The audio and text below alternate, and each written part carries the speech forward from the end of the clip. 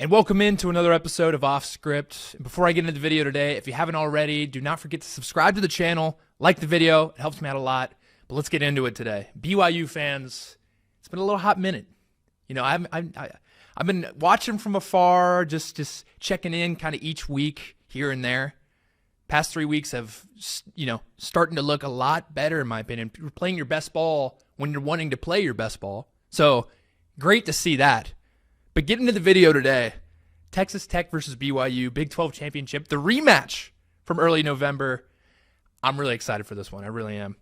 At the time of filming currently, right now, the spread is 13.5 Texas Tech, which in my opinion, I feel like is a huge number. And I understand the game was already played and whatever happened. I think it was 29-7 or something crazy. And I understand they're going off that game, but it seems like a pretty big line for a championship game, in my opinion. But right now, looking at this game, played on a neutral site, technically, still in Texas, so I expect a lot of Tech fans to be there. But BYU fans traveled just as well. That's all I got to say. I was at the Tech game in early November, and I saw just a sea of blue there. So I know y'all will travel well, but the main point of this video here, what is it going to take for BYU to kind of get over the hump? What is it going to take for BYU to finally win this big one? Let's get into it here. First and foremost here, if I'm this BYU team, the biggest thing, in my opinion, in this game is the ability to run the ball willingly and winning the line of scrimmage on both sides of the ball needs to be done in this game.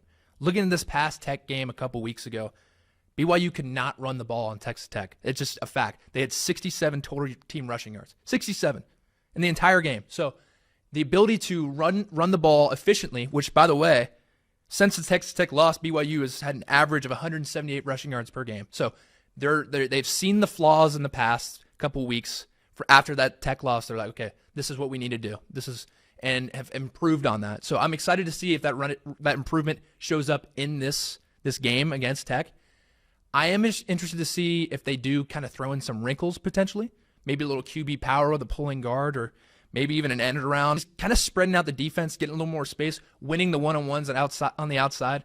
I think it'd be vital in this game for this BYU team to just try to get those matchups on the outside. But running the ball efficiently for this offensive line, for the LJ Martin, is huge in this game. And then looking at this BYU team defensively as well, they had pretty good pressure against Texas Tech this past game. I feel like their defense was almost the sole reason why they were in the game to begin with. Their offense really couldn't get anything going. Their defense just continuously made Tech settle for three. But at the end, you can only do so much on defense, and then the Tech offense kind of wore them down a little bit and then started putting up points. But the one thing in this game that I'm really looking forward to for this BYU defense is just setting the edge on the defense. Setting the edge so these talented Texas Tech players aren't able to just get outside and make a man miss and have these free opportunities to get these 8-10 yard gains and first downs like this. You need to set the edge and bring them back to where you have bodies. I think that's big for this BYU defense, and I think it would be a lot closer in this game if they are able to do that. And my second point here, the ability to convert on third downs and limit turnovers is huge in this game for BYU. If we're looking at this past Texas Tech game, the third down conversion rate for BYU was 21%. They were 3 for 14 on third downs. That will not win you games. I'm just saying right there.